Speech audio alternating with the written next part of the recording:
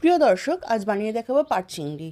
একটি কড়াইয়ে সর্ষের তেল গরম করে তার মধ্যে আগে থেকে খোসা ছাড়িয়ে ভালো করে ধুয়ে নুন হলুদ মাখানো কিছু চিংড়ি মাছ তুলে দেবো এবং সেটি ভালো করে লাল লাল করে ভেজে তুলে রাখবো।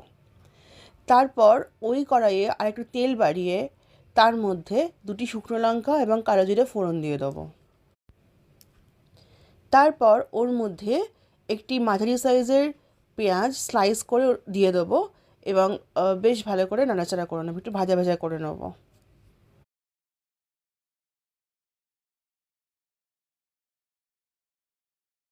তারপর ওর মধ্যে সামান্য চিনি দিয়ে দেবো এবং 2 চামচ মতো জিঞ্জার গার্লিক পেস্ট দিয়ে দেবো, দিয়ে আরেকটু ভালো করে নাড়াচাড়া করে নেবো।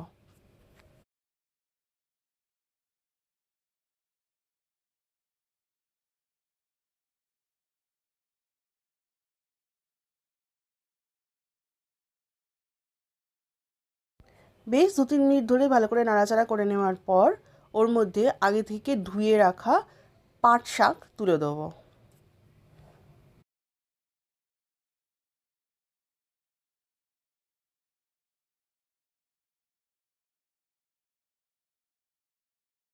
পাট শাক দিয়ে পুরো ব্যাপারটা ভালো করে মিক্স করে নেব এবং উপর থেকে হলুদ গুঁড়ো, লঙ্কা গুঁড়ো, ধনে গুঁড়ো, জিরে গুঁড়ো এবং স্বাদ অনুসারে নুন দিয়ে দেবো, দিয়ে আবার পুরো ব্যাপারটা ভালো করে মিক্স করে নেব।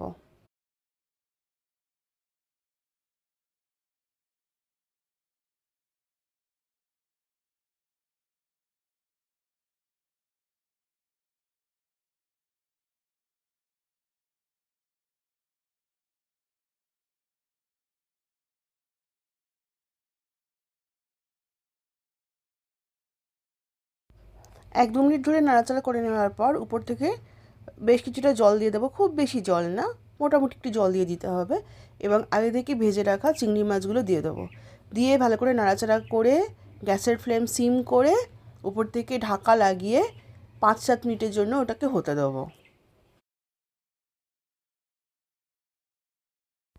5-7 মিনিট পর ঢাকা সরিয়ে দেখবো জল অনেক কমে গেছে এবং আমার পাট চিংড়ি মোটামুটি প্রায় রেডি। একটু ভালো করে নাড়াচাড়া করে সার্ভিং বলে সার্ভ করে দেবো।